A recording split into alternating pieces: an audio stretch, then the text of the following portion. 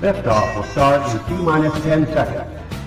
10, 9, 8, 7, 6, 5, 4, 3, 2, 1.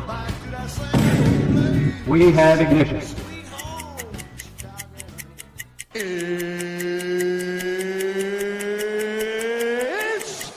time! 15 seconds from game 7 or from championship number 6. Jordan, open, Chicago with the lead! Behind the screen, Piper got a piece of it, it comes off. The Chicago Bulls have won their 6th NBA championship. Tying run at second, 2 out, Palmero over the head of Jenks. Uribe charges, throws, out! And the White Sox have won the World Series. To the far side around the 8-yard line to Hester. Under it and to the middle at the 15, to the 20, breaks free of the 25, to the 30, to the outside, 40, midfield, 40, 30 of the coast, 20, 15, Hester 5. Oh!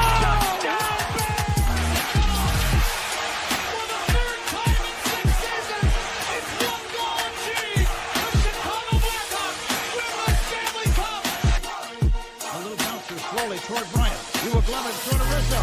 It's in time. And the Chicago Cubs win the World Series. What up, what up, what up? Welcome to ShawnSierraSports on Sports Zone Chicago. I'm your boy, the SuperBack, Shawn Sierra. Thanks for tuning in. If you're watching us on Facebook Live, well, then I guess you found us on Facebook. And if you're not following us on Facebook, what? Come on, go to Facebook, type in Sports Zone Chicago, click the like button, and now you're following Sports Zone Chicago. Simple. But wait, there's more. There's much more. What am I doing? Oh, there we go. Sorry. Whole bunch of last-minute stuff. Listen, if you're watching this on our YouTube channel, excellent. And if you're not subscribed to our YouTube channel, for real, come on, guys. Go to YouTube, type in Sports Zone Chicago, click the subscribe button, but also click the notification button. That's the little bell next to it, and that'll let you know anytime a show from Sports Zone Chicago is going live. Get it? Got it? Good. Now, you can also tweet the show. Tweet us at Sports Zone Shy. That's CHI at Sports Zone Shy. Now, if you want to follow me, just me personally online. Want to know what I did? Let me tell you what I did. I mean, nice and easy for you folks. Nice and easy. One handle for Facebook, Twitter, Instagram, Snapchat, and TikTok. All one handle at the Shawn Sierra. Man, we got a great show, but I need you to get interactive. So whatever platform you're watching this on, whether it's Facebook or YouTube, leave a question or comment on that platform. It'll come up here in a thread. We'll put it up on the screen. We'll incorporate it into the show. And that, my peoples, is what makes this the best morning Chicago sports talk show around. And that's you. So bring them all, baby. Questions, comments, smart-ass remarks, because ain't nobody scared over here. And like The Rock said, baby, don't sing it. Just bring it. Let me see. What's going on over here? Man, we got a great show, man. I'm fired up, man. Let me check the chat, because the chat seems to be jumping like crazy right now. Like crazy. Let's see. Let's check it out. Let me check it out.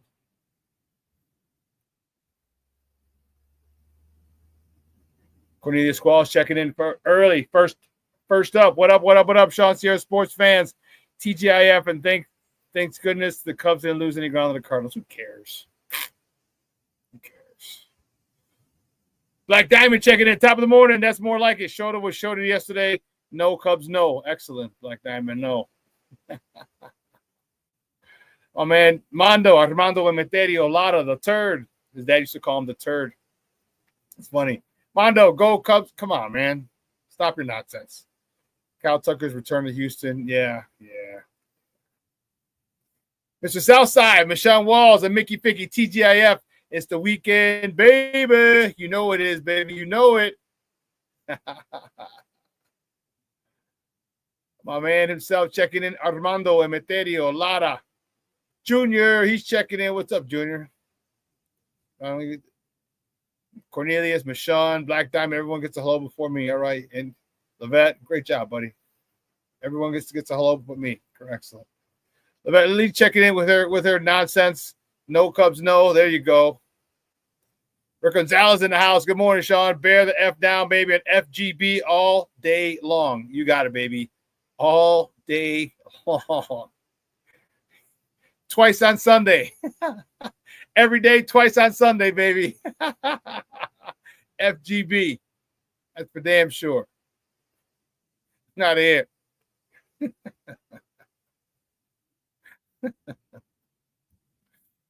Black Diamond, jealousy is this disease. I'm not jealous. No. Aren't they having a preemptive Cubs parade this weekend for you guys? Just saying. Not saying, I'm just saying. Michelle Wall is a superback, a.k.a. Greg. That's right, baby. Greg's in the house. Listen, I don't know a lot, but I do know this. More of the usual suspects will chime in as the show goes on. That, my peoples, I can promise you. That I know for sure. For sure.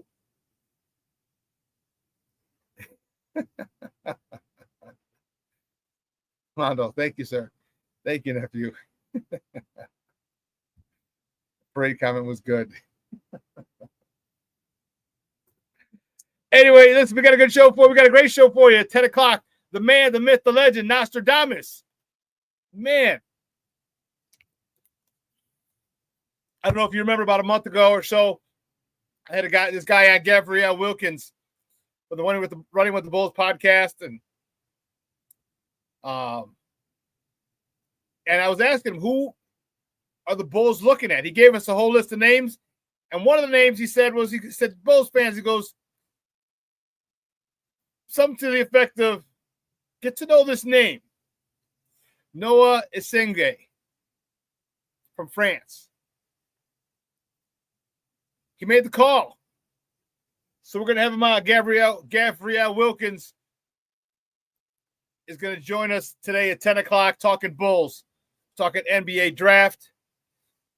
We got baseball to talk, a little basketball to talk, a little sky, I mean, because NBA draft is basketball. And man, this is definitely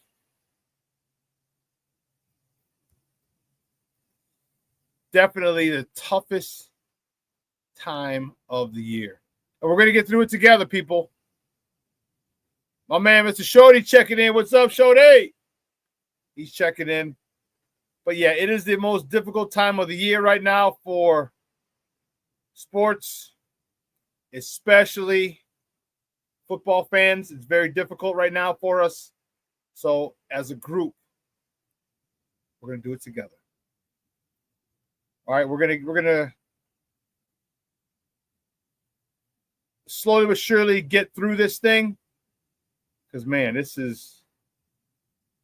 Whew. See, but here's the great part about it, though. Here's the great part about it, gentlemen. Listen up. This is the time that you put in for football season. Okay. This is the time you put in for football season. Okay, you got about 4 weeks left. July 25th is when they start, my birthday. You got 4 weeks left. You need to take your significant other out. Take them to a street festival, a fest somewhere this weekend. Make sure you go see the fireworks next weekend. Make sure you go to a rooftop patio. Take them out to dinner. Do everything you can. Enjoy summertime shy. Now is the time. Now is the time. Because once football season comes in, you know how crazy that schedule gets and how packed our season gets. And our significant others usually get pushed to the wayside. So now's the time. You got to build up that equity now. You got to build up that goodwill.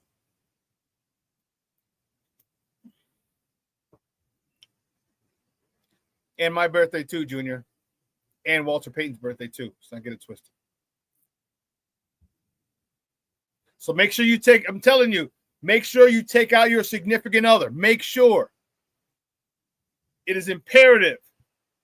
If you want to have a smooth football season, it's imperative that you take out your significant other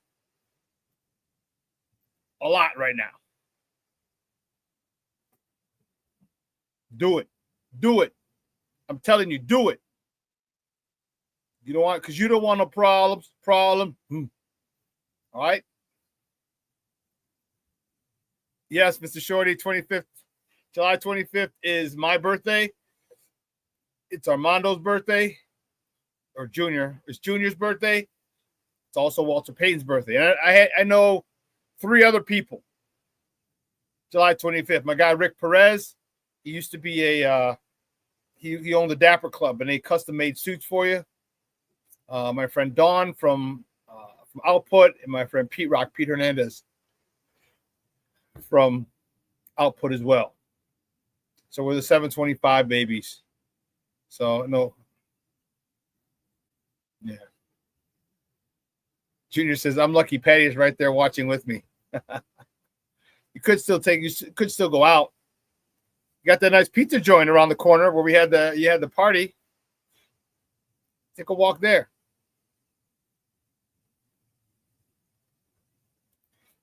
Hey, you also have Taco and Burrito King around the corner. Yes, baby. Now that is something.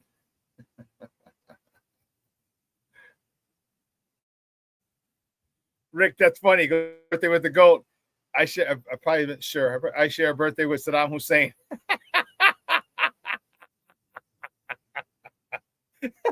So I got that going for me.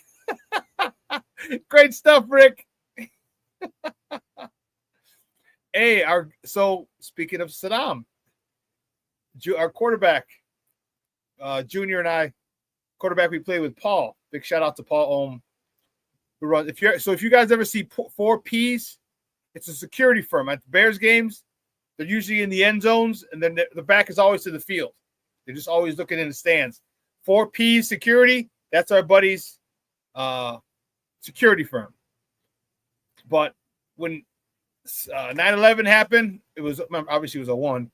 Our buddy Paul decided to leave the team, and he joined the Army and became a Ranger. And he actually did guard duty on Saddam. Yeah. He had guard duty on him. They had to watch him go to the bathroom and everything. He couldn't leave their side. I'm like, so you watched him take a shit? He's like, yeah.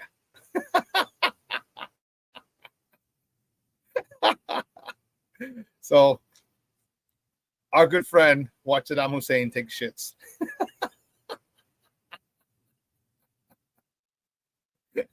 Just saying. Shorty has a good point. Silver lining goes, at least it's not Hitler, Rick. Oh, you guys are killing me. You're killing me. I love it. I love it. Starting off the weekend right. I'm telling you, it's a beautiful weekend. Next week's 4th of July weekend. Man, I'm telling you, make plans either with your significant other or your peoples. I know I usually say it at the end of the show, but man, dude, time flies. All right, time flies. We gotta make plans for our loved one. Let your loved one know you love them. All right, but I'll make sure that I'll save that for the end of the show. But let's get it cracking, baby. Let's get it crack-a-lacking. You know how we do the first segment of every show. It's called Top of the Morning. She won't come just when you want it.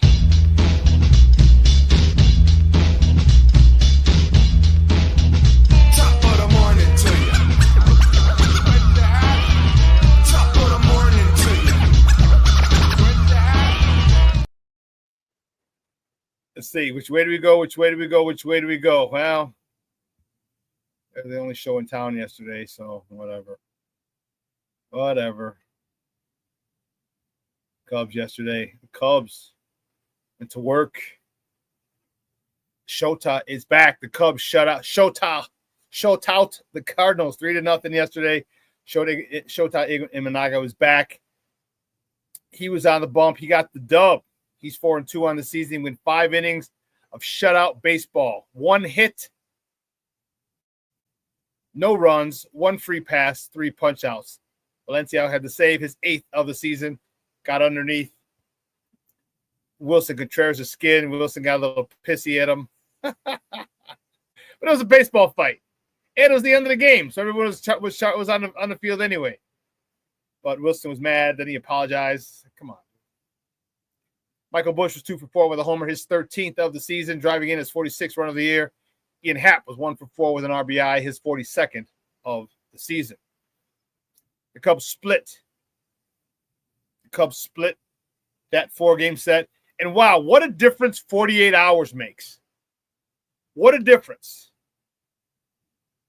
Because Cub fans were ready to jump off the ledge, jump off the bridge. Oh my God, no! After the 2 games, and then you shut out the Cardinals for 22 consecutive innings. You lose no ground. You're still 4.5 up on them in the division. And you got one of your stud pitchers back. Take it easy. It's 162 games. 2 games is not a season make. So everybody was all freaked out and shit. You're all flying. Oh my God, the Cubs, they're gonna do it again. Blah blah blah blah blah blah. Man, PTSD was hard. Was coming through strong. And you Cub fans. It's 162 games. Even if they would have got swept, they still would have been a half a game up. And they play them again next weekend.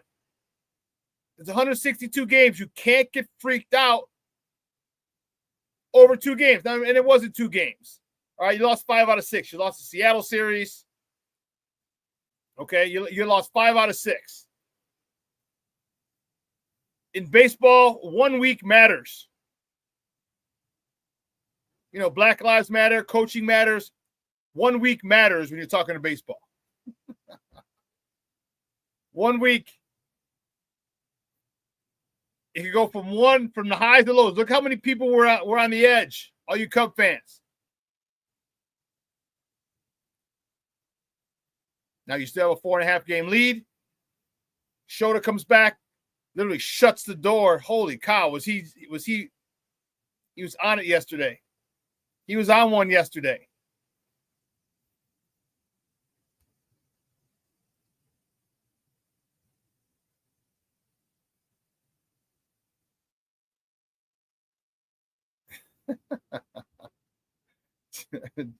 Mondo says, yeah, Hitler and Saddam being brought up on the show this morning. That ticket was plus $1 million. 1, 2, 3. All right. I told you, my man Mondo, Junior's son, been infected with this disease called being a Cub fan.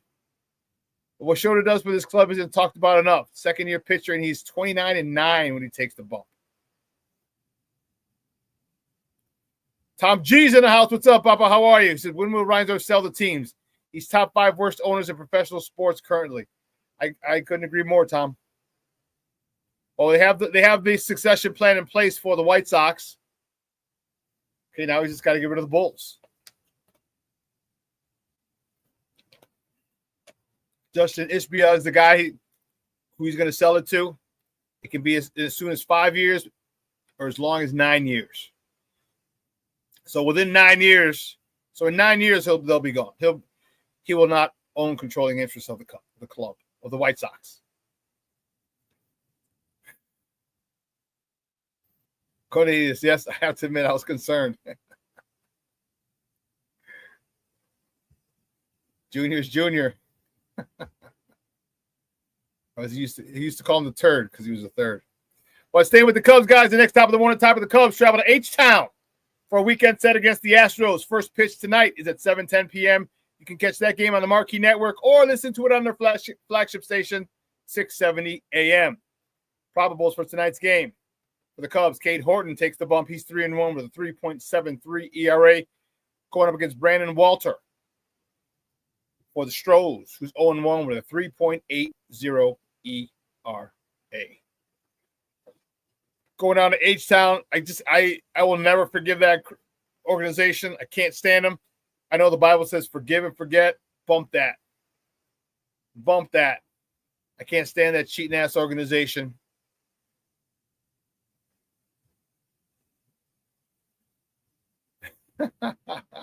Mondo, Cubs are in first place and just got shoulder back. Going to trade for an arm and make a move for Eugenio Suarez. Best team in the NL.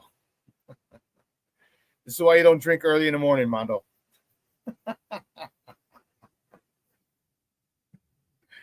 Oh, I love giving my Cub fans, friends, giving them the business.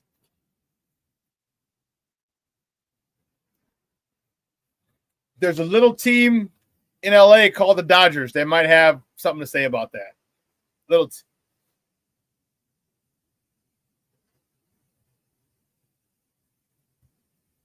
Tom, excellent. Here's what we'll talk about. So someone explain to me why trading 45 to the Lakers for 55 in cash is a good idea.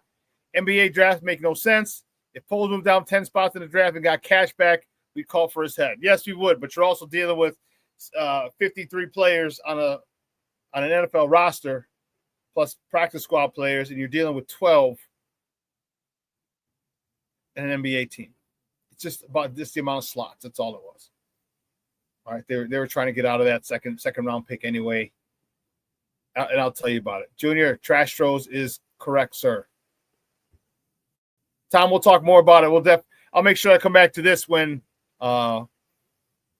Gabe is on the team. Okay? On the team. When Gabe is on the show. He's coming on at 10 o'clock. All right?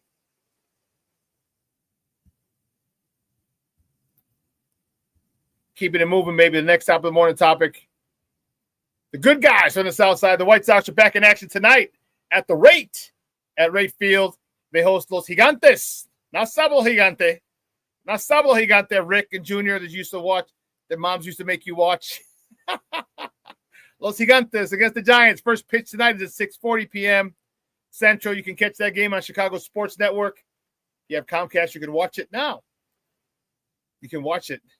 They now carry CHSN. Or you can listen to it on their flagship station, ESPN 1000. The probables for Los Gigantes. The Giants, Landon Rupp is on the bump for Frisco. He's 5-5 with a 3.67 ERA going up against Aaron Savale. For the good guys, he's 1-4 with a 5.03 ERA. Well, listen, here's what we're going to do. Let me tell you what we're going to do. We're going to take a quick break. All right? On the other side of the break, we'll finish up with top of the morning topics. All right? So don't go anywhere, folks. Keep it locked on Sierra Sports on Sports Zone Chicago.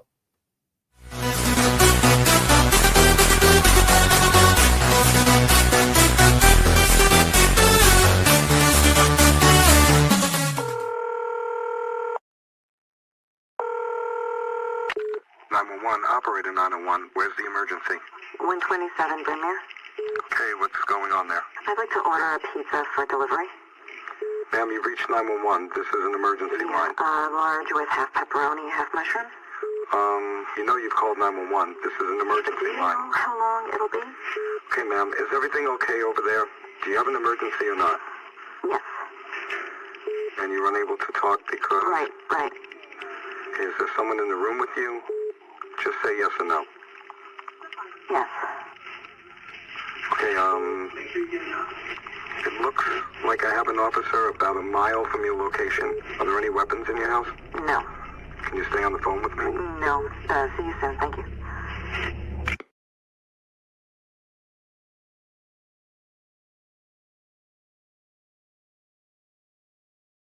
Every day, we take steps to keep the people we love safe, but some health risks are easy to miss.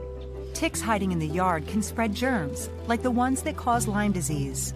Mice searching for food can spread bacteria that makes us sick. Mosquitoes lay eggs in standing water and can spread West Nile virus and more. Cockroaches are drawn to water in the home, leaving behind allergens that can trigger asthma attacks. Common pests can threaten our health.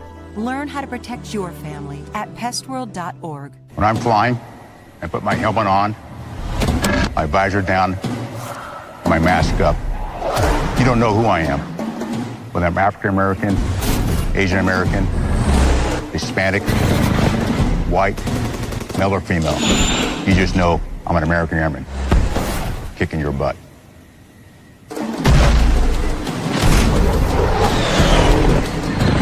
I'm General C.Q. Brown Jr., Come join us. No, I don't know though. I'm scared. I mean, you're so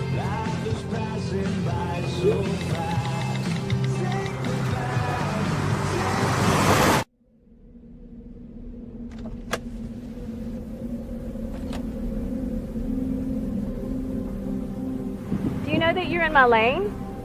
No, not at all. Are you not paying attention? Are you texting? I was just checking in with my mom. I was telling her that I thought we'd be home by 6. It's okay. There's enough time. Just pay attention. I'm not even halfway through my text. There's no way. I'm not even going to look up. My babies are in the car. You have to pay attention. It's just supposed to be a quick text. I'm so sorry.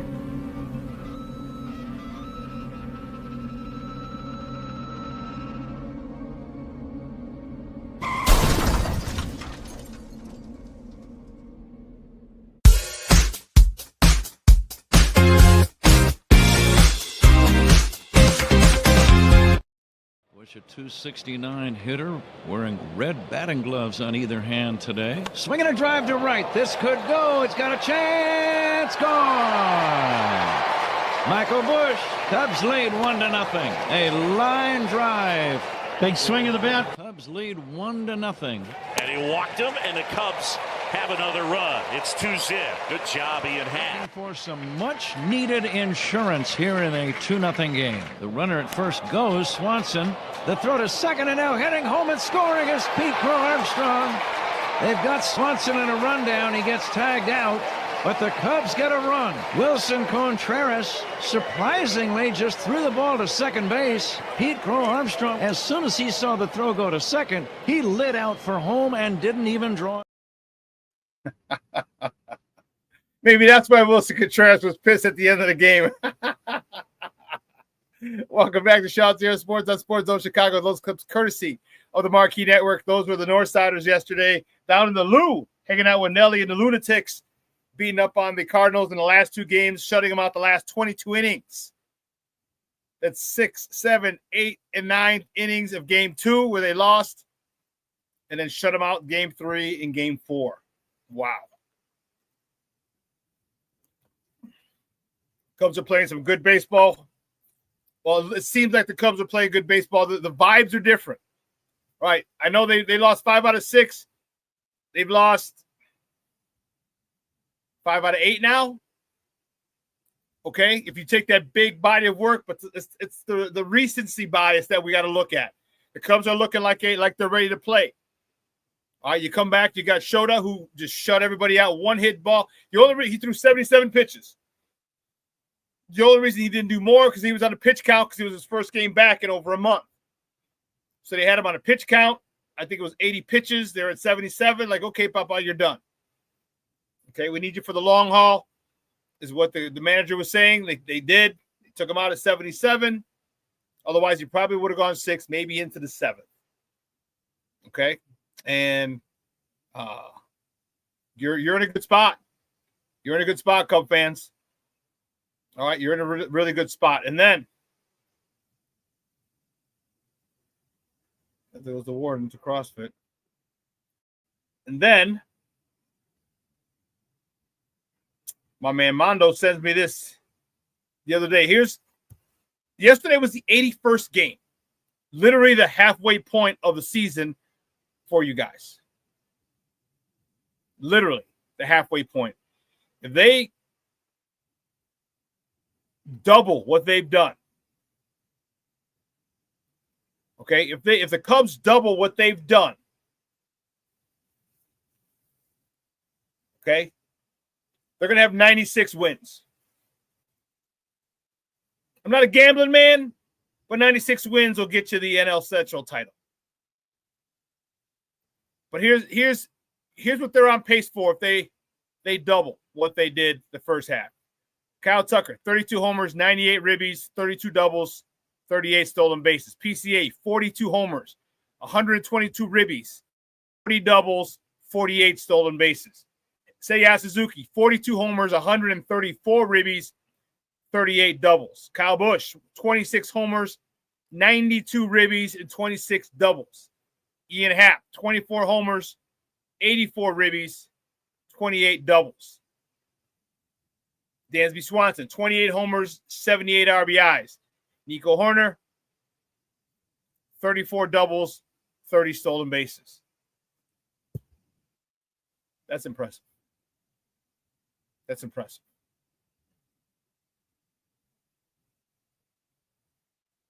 That's impressive.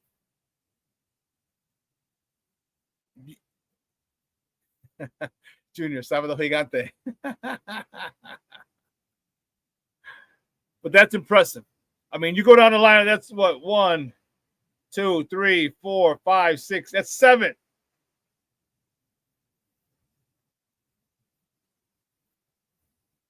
Yeah, that's impressive. Rick says, sorry, my grocery just got delivered. I have not went to the store forever. You haven't delivered? You don't go to the grocery store?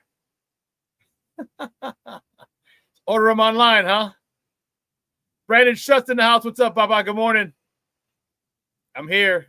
We see you. We appreciate you.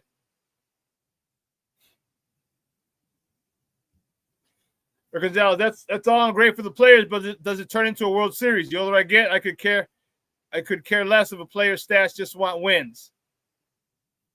No, I hear you.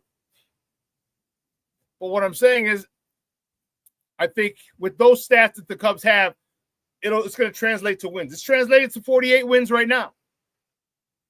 Translated to 48 wins right now. You win 96 games, that's a nice season. That's a really nice season. God forbid the Cubs get hot and get 100 wins. I got to deal with Junior and Mondo and Cornelius and Black Diamond and all you other Cub fans. Great. You had 100 losses. We had 100 wins. I could just hear it now.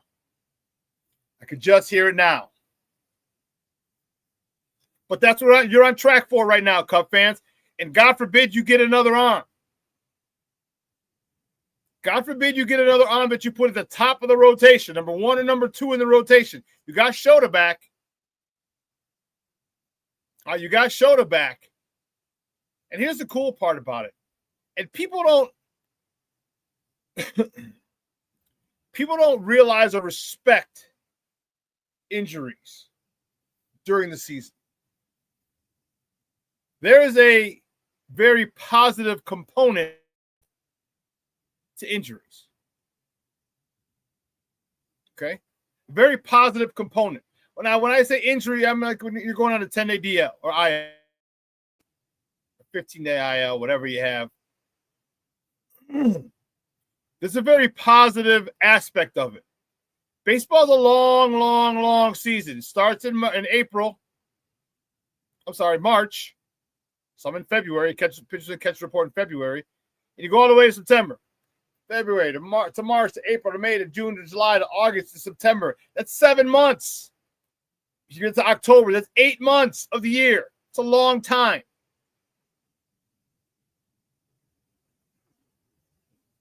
That's a long time. So if you're on the injured list, like once or twice, or even if it's just once, what that does is that gets you away from the daily grind.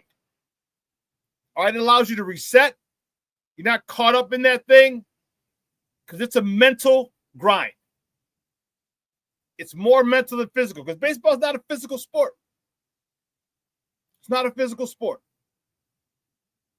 But mentally, it's draining. And if you're in a slump, God, that season seems so long. So when you're injured, you're able to step away from it, from the game. 10 days, 12 days, and that you get to restart. I know you're rehabbing, and especially if you're a pitcher, you're still pitching, but you don't have that daily grind. Okay? You don't have to be on mentally, locked in or focused. You don't. So when you come back, you're refreshed, and you get a new start. Think about how you feel if you took 10 days off of work. You took 10 days off of work, you come back refreshed. Probably annoyed, like, damn, I got to go back to work, but you'd be refreshed. So injuries are not always the worst thing to happen in a baseball season. Not serious injuries. No. I'm not talking about those. I'm talking about a stint on the IL. Some guys, the later toward the season, the better it is. So say in late July, you go on the IL. Recharge your batteries, come back, and for your sake and for your team's sake, you're refreshed, you're focused, and you go to work.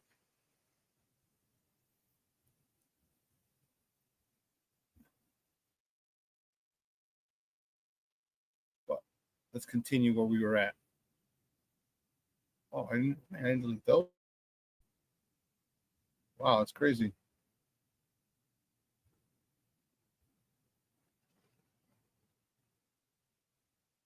Crazy. Do me a favor, folks. Smash the like button for me. Hit the like button. You guys are slacking. You're not hitting the like buttons. I'd appreciate it if you did that. I'd appreciate it if you did that, please.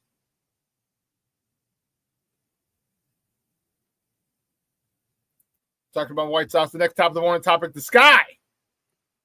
Excuse me while I kiss the sky. The Sky are in action tonight. I'm sorry, tomorrow, not tonight.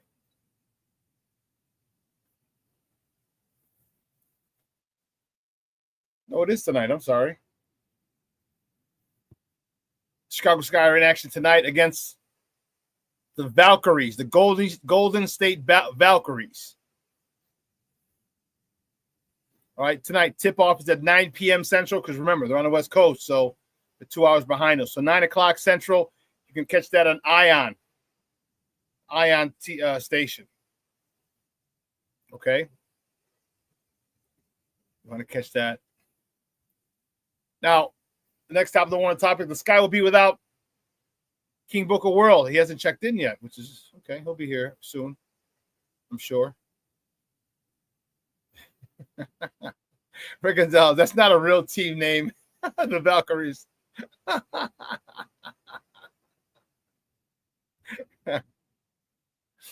Sky will be without King Booker World's future ex-wife, Camila Cardoso, for possibly 3 games. As she left the Sky, an excused absence. She left the Sky to go play with the Brazilian national team in Chile. All right, she's going on to Chile. They're playing in the FIBA America Cup, 2025 FIBA America Cup, and she's playing with her national team, the Brazilian national team, and she'll be away from the team, the Sky, for about 3 games. All right, and she just had a great game. Her last game, 27 points, 7 rebounds, if I'm not mistaken. Just as she's starting to hit her stride. But don't get me wrong, it's going to be competitive as well. So it's not like she's going to lay on a beach. All 6'7" of her big ass. Woo. Man. All that goodness.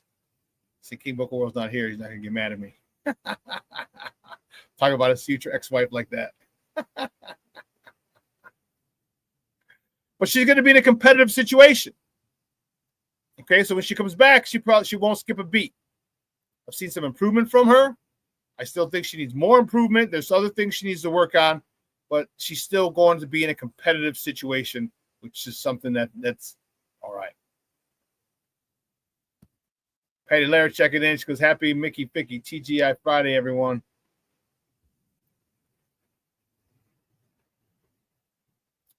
Moving on to the next top of the morning topic, the Bulls made 2 selections in the 2025 NBA draft.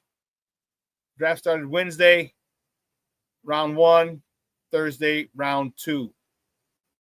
Their first pick, 18-year-old Noa Essengue from France.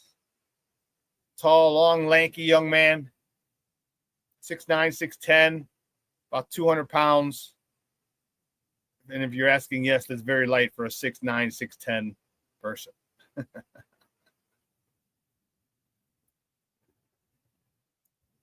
Good morning to you, Shawn. I mean, Jeremiah's watching. Jeremiah, good morning, mijo.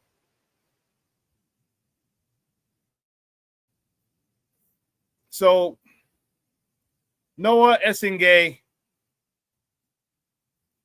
the Bulls' first round selection. And some people felt a certain way about it. I was not as happy about it as well. I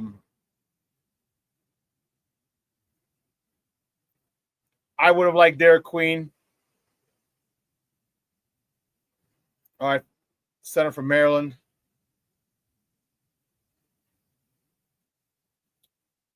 My guy, Kaman Maluak, was taken 2 picks ahead of the Bulls. He went and he was drafted by Houston, but traded to Phoenix. But Noa Essengue is a wingman. He's young. He's a forward, excuse me. And let's take a look at some of his highlights. He played, I don't know if it was last year. I think it was last year where they played France. The France national team played the Portland Trail Blazers. And he held his own. It was interesting to watch. Let's check it out. Well, aggressive defense from Sopot. Saraf drives baseline, gets a song with a power slam. Early lead for Trento on the road, low scoring game. They lead 5-3 as Saraf throws the alley-oop and Noa Essengue says, "Watch me fly," as he takes flight and slams that ball in. 3 of 6 on three-point shooting now. He's got 9 points. The lead is up to 13. That's the biggest of the game. Saraf so confident with the basketball.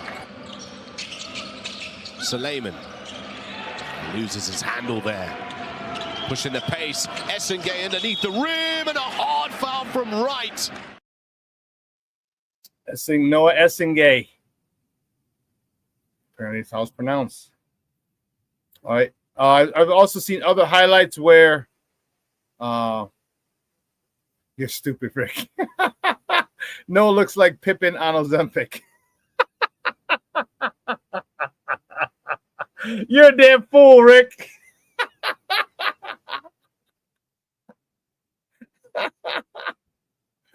Shawn says the kid has upside. Yeah, he does. He does. He was hitting the 3. There's some other highlights where I saw he was hitting the 3. The Bulls are not in win now mode. The Bulls are not in win now mode. Okay, so what this young man needs, all right, get your ass over here, hang out with Matas Buzelis, okay, because Matas Buzelis is in the gym. Matas Buzelis hitting them weights, boy. Let me tell you. Our man Matas is not playing around. And I love it. He had a great season last year for a rookie. He struggled at first, had his issues, earned some playing time. And when he got his playing time, man, he kept increasing it and increasing it and increasing his playing time. Because he was about it.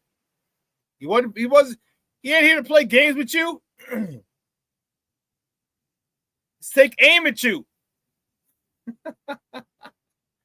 Ask Luka behind the back baseline, dunk on him in LA.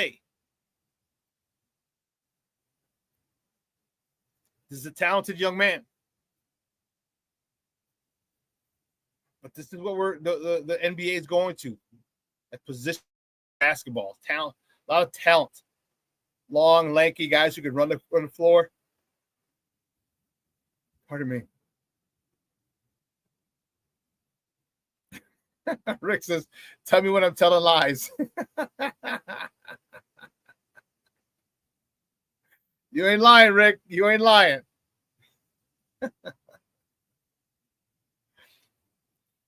So the second pick, Bulls' second round pick, that's the next top of the morning topic. Lachlan Olbrich. The Bulls picked him yesterday with the 55th selection. Okay. And who was asking? Tom G. Tom G says, someone explain to me why trading 45 to the Lakers for 55 in cash is a good idea. Here's why. This is according to Joe Cowley. All right, from the Sun Times. He's on the Bulls beat in the Sun Times.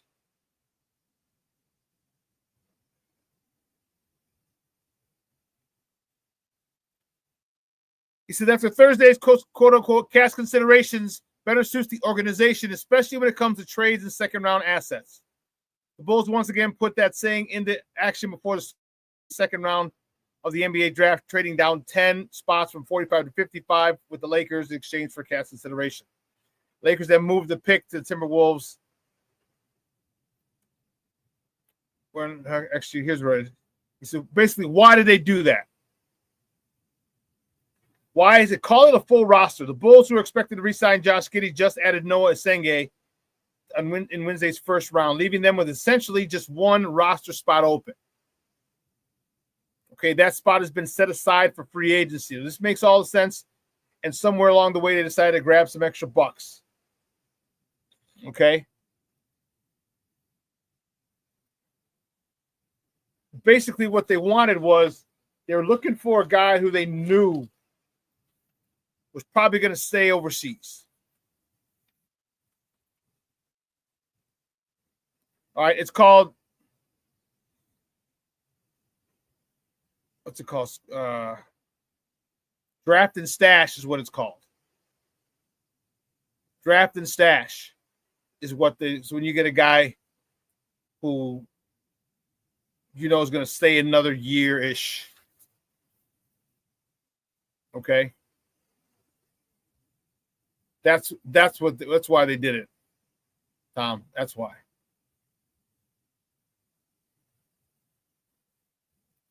So this guy, we're not going to see him for a while, for at least 2 years. So that's what happened. All right. You stay another year or so down there, and probably get better. Not probably, get better. Okay. And maybe the 26-27 season.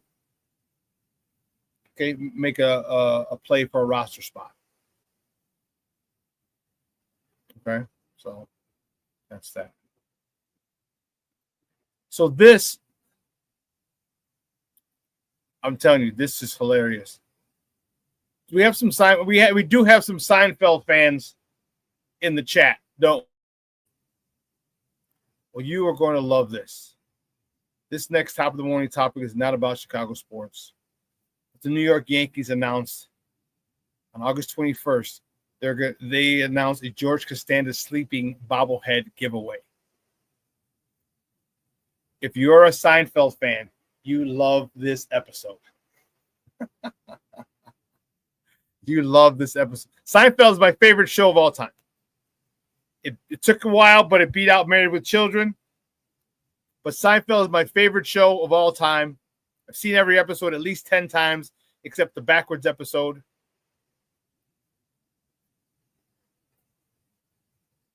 I've only seen that like 3 or 4 times. Well, they keep saying like 5 minutes before, 5 minutes before, 10 minutes before, a week before. At the end of the show, it says like 7 years before, and it's when Jerry's moving in. So they're giving away a George Costanza sleeping bobblehead. I'm telling you, that episode was awesome. And this is not the first time. This is the second time they're having a George Costanza bobblehead, because last year, 24, July 5th last year. So if you saw this episode with George Costanza, he was doing everything backwards. Do the stuff that you normally wouldn't do, and you become successful. And so he became smart. He became he went against everything George Costanza would normally do. And he's the assistant to the traveling secretary. And he's given hitting tips in that episode to Derek Jeter and Bernie Williams. And George is just cranking them out in batting practice. And Derek's like, who are you again? He's like, George Costanza, assistant to the traveling secretary. It's hilarious. So they had away last year at Yankee Stadium. Dude, I might consider going to eBay and trying to find this Joker, and then finding this Joker. They said last year there were people standing out there 3.5 hours before the game. 3.5 hours before the game to get the George Costanza bobblehead. So you can imagine they're going to be at least the same, at least 3.5 hours for this one. And if New Yorker's going to sell it, they're going to sell it for at least $100. I probably might shell out the Ben Franklin for that. I might shell that out. I am a huge Seinfeld fan. Huge. I'm telling you, you mentioned an episode, I got it. I've seen it.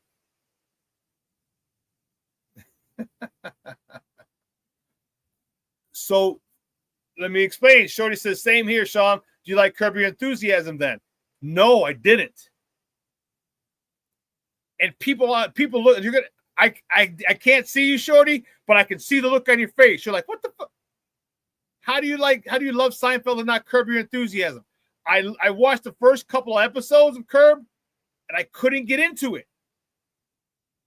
I tried. But Shawn says, and also famous quotes from Seinfeld, no soup for you. Yes. Yes. The ass man. When Kramer was pretending to be, he got the DMV back in the day. Well, they still do, but they used to mail your license plates. You know, and someone had a customized license plate. It was a proctologist, and they sent his customized license plate was ass man. They inadvertently sent him to Kramer. So Kramer puts him on his car, and he's driving there like, hey, ass man. He's got, you got that right. So there's so many different things. The ass man, no soup for you, Spongeworthy, master of your domain. There's so many different quotes from that, lines from that series. It's insane. It's insane. But Shawn says Kramer's my favorite Seinfeld character. Aside from Jerry, because Jerry was a shit, I think George was my favorite. After Jerry, I think George was my favorite. But yeah, how awesome is that? Another George Costanza bobblehead at Yankee Stadium. That was awesome. But listen, we're going to take a quick break. On the other side of the break, we're going to welcome the man, the myth, Nostradamus himself, Gavriel Wilkins. He made the call. He says, Bulls fans, keep an eye out for this dude. A month later, bam! Comes true. So keep it locked right here. Gavriel Wilkins on the other side. Keep it locked right here. ShawnSierraSports on Sports Zone Chicago. Hey, it's your boy, the SuperBack, Shawn Sierra, and be sure to follow Sports Zone Chicago on all social media platforms, on Facebook, Instagram, and our Roku channel. You can find us at Sports Zone Chicago, and on Twitter, we are at Sports Zone Shy. Also, be sure to download our mobile app so you can take Sports Zone Chicago with you on the go.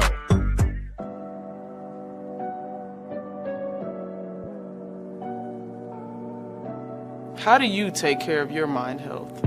For my mental health, I meditate in the mornings. I have my dogs. They're the best. I just find ways that help me just relax. Finding things that make me happy, like being close to my family. I meditate a lot and read books. I have hobbies outside of the game. I'm able to switch off. I'm able to turn my brain off from the game of basketball. Your mind health matters. Your mind health matters.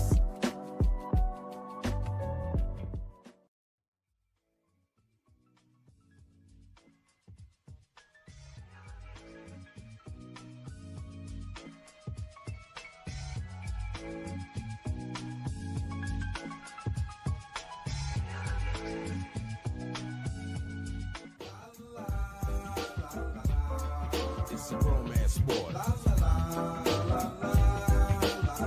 What? It's a romance sport like that. Your Marine Corps' way of life is to defend the American way of life.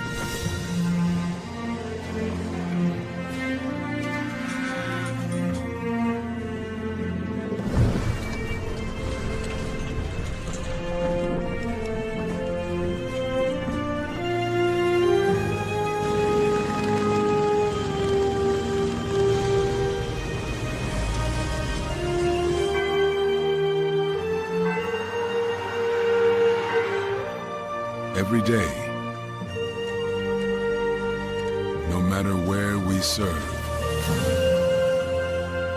we take a stand for our nation, for each other, for us all. The few, the proud, the Marines.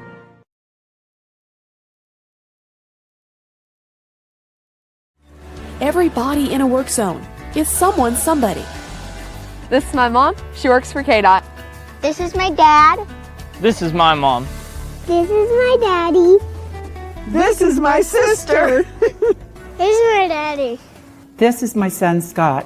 He was killed while working in a highway work zone. When you drive through a work zone, drive like a life depends on it. Because it does.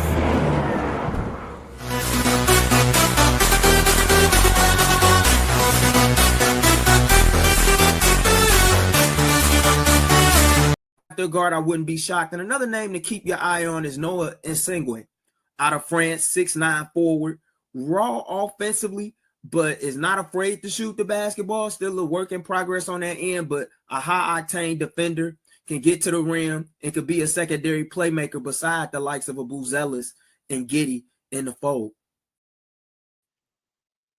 Welcome back to ShawnSierraSports. That was the man himself telling us. He said, hold on. My crystal ball. Watch out for this guy. Put this in the back of your head. And man, he nailed it on the head. Man, he's a host. He's a co-host of the New 24, also running with the Bulls. Man, you can find him on Twitter at what Gabe said, Gave. Guys, it's welcome back to ShawnSierraSports. Gavriel Wilkins. Gabe, what's up? How are you? I'm doing great, Shawn. How you doing? Man, I'm wonderful. Great workout this morning. 88-degree day today in the Shy. Sunny. Man, what more can you want? I feel you on that one.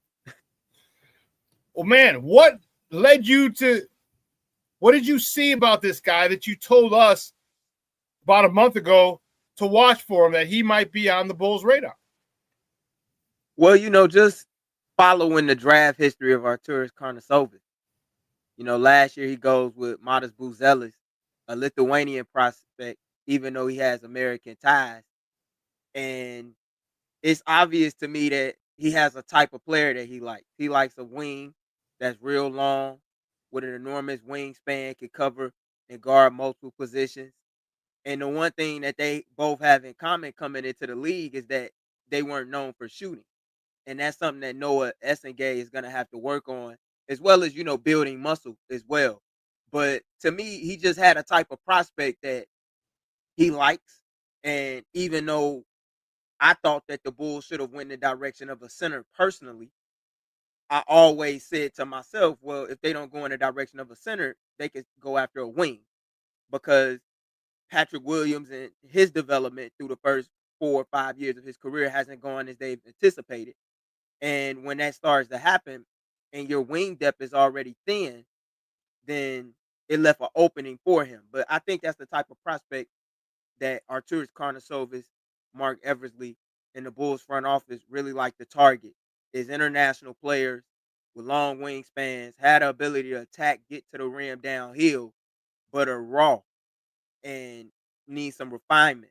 Now, the question is, with Peter Patton out the picture, who really did a superb job as a shooting coach over the last couple years for the Chicago Bulls, helping Josh Giddey improve his three-point field goal percentage alongside of Kobe White and others, is who do they turn to help him master that, as well as other skills of his game in which he could work on, such as shot creation. Like, he's good at attacking and getting downhill to the rim, but he's not the type of guy that's going to attack straight up or off the dribble. So, like I said, he's very raw, and he lacks strength for a guy of his size. Like you spoke about earlier, leading in to me coming on, you said that he's around 200 pounds, and that's true. But it's like it's no muscle. Like, at some point, he's going to have to get in the weight room. But Rome wasn't built in one day, so you could pretty much bank on him struggling with the physicality at the NBA level with his size. But hopefully, after year one, no matter how that goes, he'll do what you're seeing Modest Buzelis do, and that's bulk up and get in that weight room. Well, shit, I said they better get his ass to the shot right now, because Matas is his ass in the gym. Yeah, I seen the Instagram. I saw the Instagram. He's in the gym. You can see the vein popping out of his arm. You sure you can. know he's in the gym. So hey, listen, Noah, Jack, come to the CHI, baby. We're ready. Matas is waiting for you. He got a spot on his couch. All right, you got a spot on his couch for you, dog. Yeah, he got to get right now. Away You get this. If he gets a good off season of lifting in before his rookie year, and then next year a good off season with Matas, these two jokers will be coming in a 26-27 season. Excuse me, really ready to do some work, really ready to make a name and to start being a big Mickey Ficky problem to people. Because if this guy if his attitude is similar to Matas, if it is, all he needs is strength. Not strength, he needs that strength on him. And then you got two guys, 6'9", 6'10", who could take it to the hole, post up, drive it, dunk on you. That's what we're talking about. His ass better be here soon, working out with Matas. But not just in the weight room. You know, he got to get some skill work in as well. Like, he's flashed a lot of improvement with his shot. Has a nice touch around the rim. Is a good passer. Can, like I said, attack going downhill when he's off the catch. But now, how can you unlock the ability to become a versatile scorer? Not just only off the ball, but on the ball. So he's got to get some skill work here too. As much as, you know, you want to see him bulk up. And I think that's going to come in due time. But that's really what you want him to do, because he's raw. And he's a guy that could have easily went in the top 10. I think he impressed a lot of scouts and analysts with his work at the draft combine and the interviews that he had. And I remember Stacey King saying, I hope he falls to us on his Give Me the Hot Sauce podcast. He's like, because from what I've heard, hey, it might be a team that seeks to get him. I was kind of surprised that the Brooklyn Nets didn't do it when they were picking at 8 and they decided to take Igor Demine, the Russian prospect out of BYU, who's another name I brought up on the show, because, like I said, it's foreign ties, and those are the type of guys that Arturas Karnisovas typically tends to go after. I was a little disappointed. Derek Queen was there. I think I even texted you. I'm like, oh, Derek Queen's there. And I texted a couple of people, and they're like, I text Adam as well, and he's like, fingers crossed. I'm like, man, it's right there. It's on a silver platter. Take it, baby, take it. And no, I'm like, oh. So now, and I'm not saying that he can't be good. I'm not saying that. Right. It's just that and there's the unfamiliarity of it. We don't know this guy. Right. All right. We haven't seen him develop. The kid's 18 years old. Might be 19 yet, whatever. He's raw. We haven't seen him. We haven't followed him. Even these young guys that we have no idea, at least we can see, okay, he's played in the ACC. He's played in the Big Ten. He's played in the SEC. Okay, I can go back and look at and compare that way. This guy was kind of an unknown. But this dude talks to me about how good this guy can be, because this guy's been playing against grown-ass men since he was 16 years old. For the last 2 years, he ain't playing against high school and college kids. He's playing against grown-ass Mickey Ficky men. How's that going to help him coming into the NBA? I think it helps a ton, because when you go up against guys that are older than you, you learn the tricks of the trade, if you will. Sometimes you're going to get busted up. Sometimes you're going to get the better of them. But I like his size. I like the fact that he can score on or off the ball. And I think the one thing that will help him to get on the floor, and I know Billy Donovan isn't going to give him anything, because if you look back to a year ago, he damn sure didn't do that with Modest Buzelis. Even when he had short doses and spurts of minutes, where he produced and played at a high level. He made him earn it. He was like, hey, if you're going to keep getting in foul trouble, you're going to be sitting next to me. But his motor, Noa Essenge's motor, is what's going to be the calling card to help him get on the floor. And I think with his ability to defend multiple positions, that's going to help him a ton early.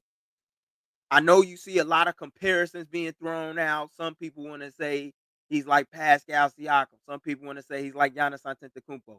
I'm not going to hold you and put that type of expectations on the kid.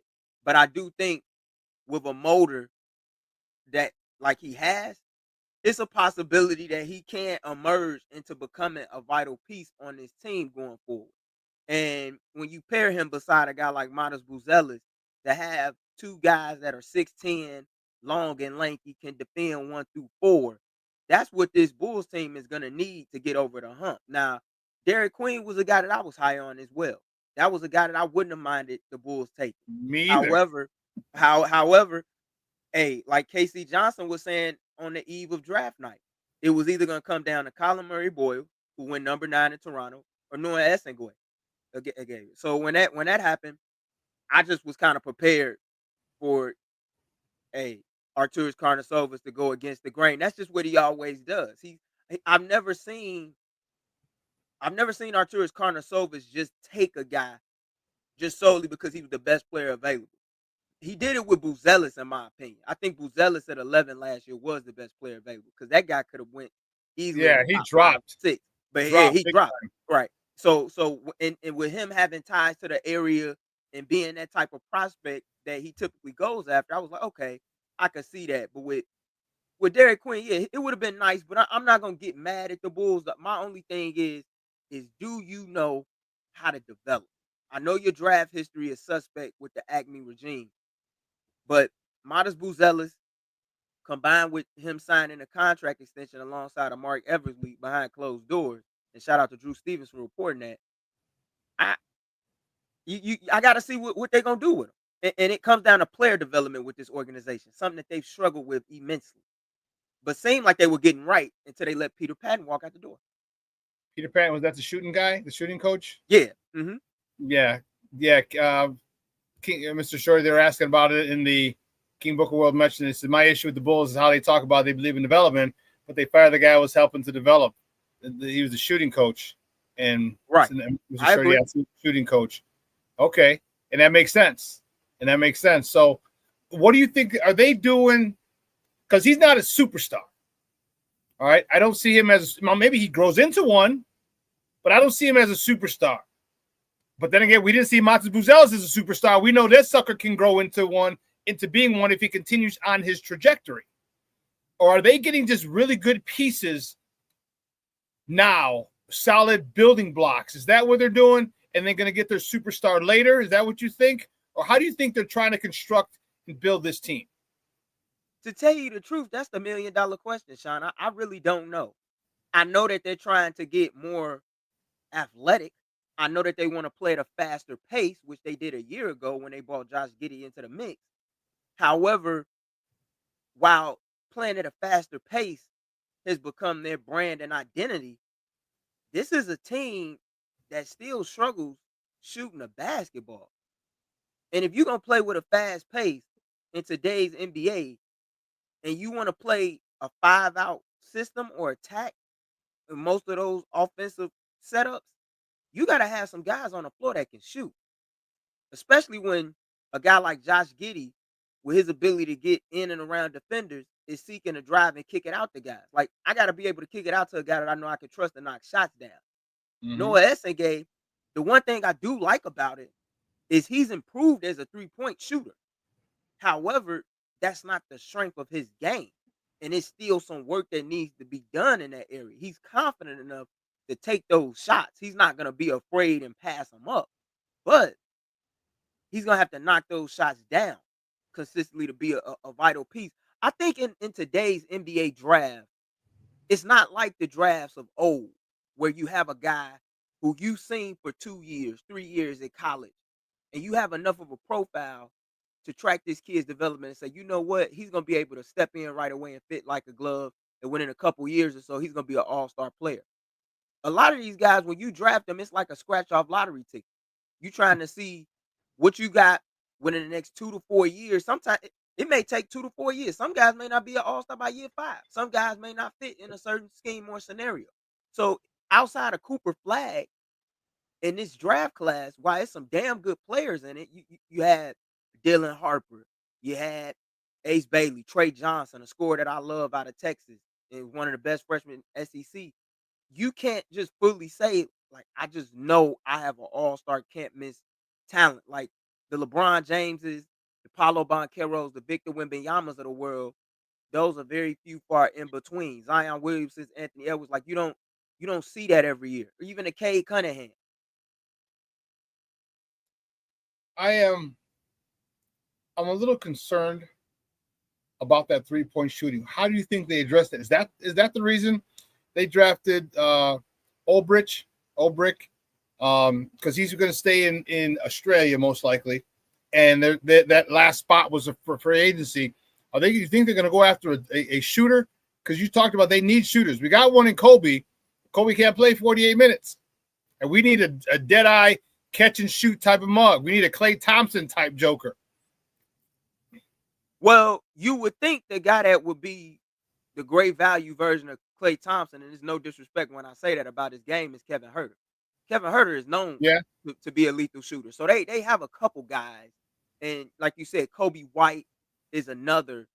But I do believe the reason why they traded down, and I saw someone asking on your show earlier as I was following along in the background, I saw someone ask, why would they trade the 45th pick to move down to 55? Like you were saying, they have only one roster spot open. Plus, they probably traded for the cash to try and figure, like, to get some more money because they know that they're going to have to pay up when it comes to Josh Giddey and his contract extension. They may also have to pay up to make a move that the Bulls fan base might not want to hear, but I think it's very possible that it might happen. It would not surprise me if Bradley Beal ended up becoming a Chicago Bull. Oh, okay. And I think that's one of the reasons why Ulbrich, I think he will come stateside, but what's going to happen is because they have no room on the roster, he's going to have to sign a 2-way deal. And he's going to spend a majority of his time in the G League, and they may call him up in the event of an injury or so forth. But when you talk about his game, right, he's not really known as a shooter. Now, the one thing I do like about his game is he's a nice screen and dive guy. He can run the floor. He has a little bit of a playmaking ability, ball handling skills, but he's not really known as a shooter, and he lacks physicality. And that's the problem with the Bulls. You hear Jason Goff say it a lot of times on his pod, like sometimes the Bulls appear to be lighting the ass, where they don't have these big men with girth. Like you look around the Central Division, you see Jalen Duren beside Isaiah Stewart in Detroit. You see Evan Mobley beside Jared Allen. You see a Miles Turner in Indiana. Guys that not only know how to set solid screens, but guys that can play with some physicality and be an imposing presence in the paint. The Bulls still have Nikola Vucevic. The real question for me is not only where they find the shooting, but where's your 5 coming from? Mm-hmm. Because at some point, you're going to have to trade Vucevic. Now, the thing is, do you want to trade him this summer or do you want to trade him mid-season? Me personally, I feel like you need to trade him this summer while his value is high. I wouldn't even take a chance trying to bring him back. But then you hear Mark Eversley going on Chicagoland radio station saying, well, we intend to bring Vooch back. And I get it. You know, Cornelius Bradley Beal isn't going to be the most exciting move. but then let me ask you this. Wouldn't you say that that's a typical Bulls move? Because the Bulls have shown over the last decade plus that they typically bring guys in far too late. Even when you got the good years out of Paul Gasol, you didn't get Lakers Paul Gasol, you didn't get prime Paul Gasol. He was on the back end. You got the end of the line Rondo, end of the line Dwayne Wade. That's what they do. So and you know what's funny? It mirrors the White Sox. Same owner. I mean, we got Griffey. Junior, Ken Griffey Jr. Mm-hmm. You know, we got Manny being Manny. You know what I mean? So this is the Chicago way. Man, Josh Giddey is a guy who really turned me around on him. No diddy. All right. I hated that pick. Hated it. Telling you. I was like, this Joker flops. He's softer than baby shit. All right. He complains all the time. I just did, and then his flowing hair. I used to call him Sunshine from Remember the Titans. Sunshine. And then this Joker goes and starts putting up Ice Cube numbers. Last week, messed around, got a triple-double. That's every game. And I'm like, okay. All right, Sunshine. Just like they started accepting and Remember the Titans, I started to accept him as a Bulls fan. I'm like, okay. What? The Bulls tendered him an offer. Where do you think they did a smart thing by doing that? Where do you think he's going to end up signing, or what the Bulls are going to end up signing him? I think the Bulls are probably going to end up signing him to a deal that's going to pay him $30 million a year, if not maybe slightly over, because that's the average salary for a starter in today's NBA. And I know a lot of fans may not be able to process that, but that's what happens when you in this inflated economy. And then, mind you, if the Los Angeles Lakers can sell for $10 billion, what make you think that some of these players not capable of getting 30 to $35 million a year, even if they may not have the skill set to where you deem them to be a max level player? That's just the modern day business in the NBA. So I think he's gonna net a solid deal. I think he'll probably get anywhere between like 100 mil to about 125 for like 3 to 4 years, if I had to guess. That's just the price. But see, the thing is this: when they sign him to that deal, whatever the figure is, I don't want Bulls fans to get it misconstrued and say, well, oh, this is the guy you're building your franchise around. No, you need to make sure that you have pieces around him that are capable of helping his team not just be in the play-in every year, but in the playoffs consistently year in, year out, and trying to make some noise.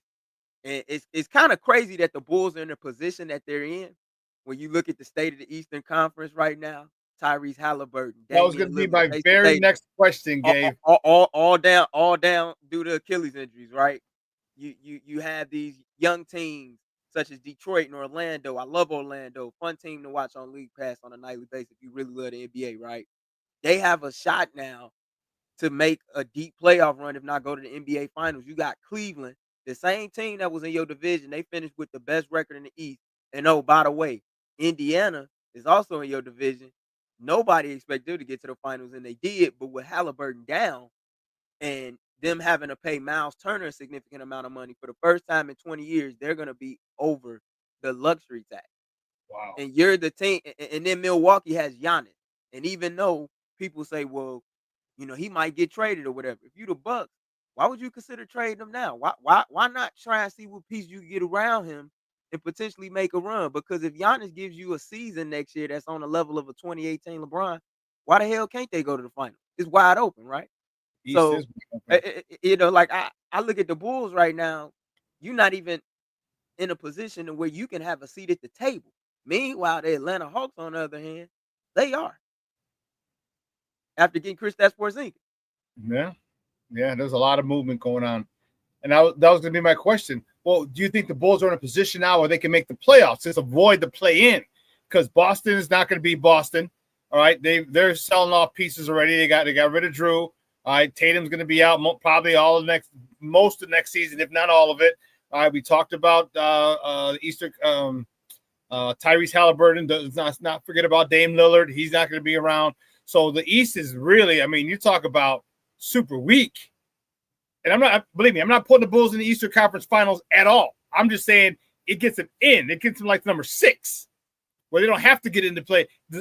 Can you see the Bulls being a number 6 or 7 team where they don't have to worry about playing in? Not with the way that roster is constructed right now, I don't. Okay. It's only about 4 teams in the East that I could probably even say the Bulls are better than on paper. And that's the Hornets, that's the Nets, that's the Wizards, and I put a question mark by the Raptors, depending on what they do, because there's a possibility they may be aggressive. But outside of those teams, I can't confidently say that the Bulls are better than any other team in the East. And then you talk about how Boston is selling off pieces. to kind of shore up their books a little bit after being bought out by Bill Chisholm, who took a majority stake in the franchise for $6.1 billion a few months back. They still got Jaylen Brown. They just got Anthony Simons. You know, like they going to have some pieces where they can still compete. Like Derek White is still in the mix. I don't see Boston completely selling off guys. So there were rumors about they'll be around. Well, there are rumors about him possibly being moved as well. If he gets moved, man, and that's something else. Absolutely. Now if Jaylen Brown gets moved, now that would shock me, but anything can happen in the NBA, as we know. If that happens, then yeah, that's a totally different situation. But see, if Boston was to like completely sell off, then I'm looking at a team such as like Atlanta rising up exponentially over a few teams in the East, the Bulls included. Mm-hmm. You know, Miami, people can say whatever they want about Miami. Bulls fans know it firsthand the last couple of years in the playing round. When you got a guy like Eric Spoelstra, you got Tyler Hero, Bam Adebayo, and Khalil, where like they have a solid infrastructure where they know how to develop their talent. When I just look at the Bulls roster on paper, I don't see this team as a top 6 or 7 team in the East. It's currently constructed. It's just too many teams that are deep in the East on a night-to-night basis to where when the Bulls match up against them, I don't think anybody in their right mind could just go in and say, oh, that's just the easy dub. Unless if it's a team that happens to be in the lottery, and those 4 teams that I said they better than, they was in the lottery right beside them. So, and guys, we're joined by Gavriel Wilkins, Bulls podcaster from the new 24 and also running with the Bulls podcast, talking Bulls basketball here on ShawnSierraSports on Sports Zone Chicago. You don't think this Bulls team, because the way they finished the season last year was a different team than when they started. They adapted to Billy's style. They loved running up and down the court, much better pace. I agree with you completely. They need shooters. I mean, Kevin Huerter was supposed to be one that was going to help. Maybe finally a complete offseason. No, coming over the middle of the season, there's a lot more that people. There's a personal aspect of it that blends into. You got to find a house. You got to find your way to the facility. You got to, where can I go shopping? Where do I get groceries? Where all this stuff that you got to do that people don't understand. They're like, oh, it's simple. No, it's not. When you move to a place you've never been to. Do you think that this team? How much better do you think this team can get with Josh Giddey, with Kobe White, with Io coming back, with some of the youngsters they got? I mean, are they keeping Jalen Smith and letting him go? Who's the other guy they got? Not just Jalen Smith. Taylor Horton-Tucker. I like Taylor Horton-Tucker. He's a chucker. I like him. Come off the bench and shoot, Papa, shoot. Yeah, that's THT's game. Zach Collins. Are they this team? Can they gel and play better whole? The sum is greater than the parts, and be that team. Because I like the way they had a lot of nice victories last year. All right, a lot of nice victories, and you saw that everything happened mid-season. So you're wondering how they're gonna acquiesce and interact with each other. Now they have a full off season. Can you see this team becoming or making a big jump moving forward? It's going to be hard as they currently constructed, not unless they make some moves and tweaks to their roster. Like, if I'm a Bulls fan, I can't even confidently say that I know that they're keeping Kobe White. When you look at what Orlando got for Desmond Bane, right? They got 4 first round, or Memphis got for Desmond Bane, trading him to Orlando. They got 4 first rounders. You know what I'm saying? Like, you look at a team like the Dallas Mavericks right now, with Kyrie Irving out, they could use a guard. You mean to tell me if they wasn't willing to give you some future draft capital or whatever they have left over, you wouldn't consider it? Or if they was willing to throw in a big man, something that the Bulls desperately need, you wouldn't consider it? Like, I look at the Mavericks depth chart, right? They have Daniel Gafford and Derek Former Bull, who just got a just got a big deal, a 4-year, $60 million deal. You got Gafford, you got Lively, and you got AD that can play the 5. you ain't got enough minutes to spread out for all three of those bigs. They have the best front court, I think, on paper in the league with Cooper Flag, AD at the 4, and Daniel Gafford at the 5. Like Gafford and Lively, like somebody got to be the odd man out. If you the Bulls, why not take a flyer and see, or just make a call, say, hey, y'all interested in trading away Derek Lively? I know y'all need guard depth. And then, like, people got to understand, too, the Bulls, while they did close the season exceptionally well, I'm just going to list off some of the opponents that they played. Sacramento, play-in team. Lakers. They finished off the season pretty well. That was a big win. You beat Toronto, Portland. Those were teams that didn't make the playoffs. Charlotte didn't make the playoffs. Washington didn't make the playoffs. Philadelphia didn't make the playoffs. Utah didn't make the playoffs. Brooklyn. Like, they beat the teams that they were supposed to beat. So I couldn't really, even though it was phenomenal to see the emergence of Kobe White alongside of Josh Giddey, that was my whole thing. Like, then, like, well, what's the long-term view or outlook for this franchise they currently constructing? And all I see is what I've seen the last 3 years. If you keep this roster together like it currently is on paper, it will be a play-in team for the 4th year in a row. And I truly believe they will be on the outside looking in. So therefore, they can't afford to do that. They got to make some moves. And like one of your viewers said, still living in the Jordan Bulls era. And that's something that they continuously do time and time again. And that's why they're still number 1 in attendance and number 1 in overall merchandise sales, because when people go to Bulls game, as much as they want to see the team win, it's a quite few of them, a significant amount rather, that will go to these games so they can see those 6 banners atop of the United Center with the trophies in the main concourse. And it's become an experience. That's really what it is. It's an experience to relive old times. But what they have to understand is it's a generation of fans that don't know a damn thing about that. Yeah.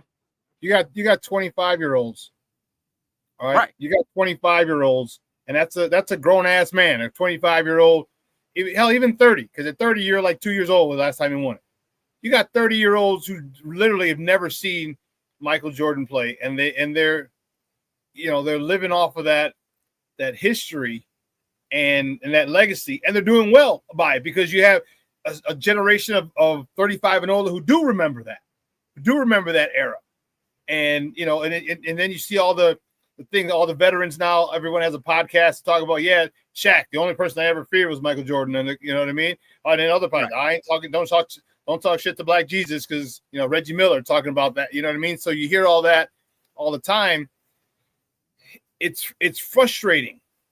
It's really, really frustrating. Billy Donovan, give me your thoughts on him. A lot of people don't like him. A lot of people he's a very polarizing figure, and I think he's a good coach. But give me your thoughts on Billy Donovan. Many people want him gone. Other people are happy he's here. Your thoughts on that man leading this Bulls team? Billy Donovan brought the Bulls stability after the Jim Boylan situation. I give him credit for that. However, since his first couple years on the job, the thing that I've known about Billy Donovan since coming into the league still remains to be the truth. He struggles oftentimes with making adjustments. I think Billy Donovan is a good coach to have for young players, but I think whenever that time comes for the Bulls to really make that next step as a franchise, and I can't give anybody a promise on when and where that will be. No time frame, huh? But right, not really right now with the way they constructed, but whenever that time comes, I just don't think he's going to be the coach. So he's the A to B guy. Yeah, he's the A to B guy. I think he's the A to B guy, and I think he's done a great job in that role. I give him credit for the development of Modest Buzelis in the sense that a lot of people were critical of him, saying, well, he should have put him in a fire right away. And he was like, no, it's some things he needs to learn. He kept doubling down on that. And eventually it paid off. And by the end of the season, you started to see him get those minutes. He's like, I'm going to make him earn them. I think that's going to be the same case with Noa Essengue. But over time, like I said, when the Bulls have a winning organization again, I just don't see him being that guy. But I wouldn't be surprised if he's still around, because when you got him signing these contract extensions like he is left and right alongside Arturas Karnisovas, it makes me wonder, like, we know Reinsdorf is the main man running the show, and everybody got their list of opinions on him, right? I know it. But, Yeah, we do. but like, Billy Donovan, you could make a case, probably outside of Arturas, he might be the second most powerful man in the building. I don't know how, but I mean, all in all, I think the one thing that they have going for them, Donovan and Karnisovas, is that the 1 year that they gave you where they showed a lot of hope and promise, injuries curtailed a lot of that. So you didn't really get a chance to see what was with the Lonzo Ball led Bulls once he went down and he missed a couple years. Yeah, that was wow. Yeah, because we were number one in the East.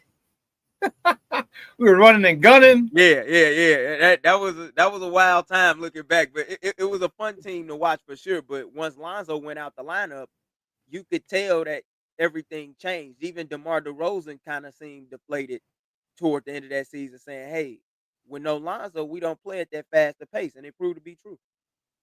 Yeah, it did. Dude, you just brought back memory. Was that 5 years ago? Almost. Yeah.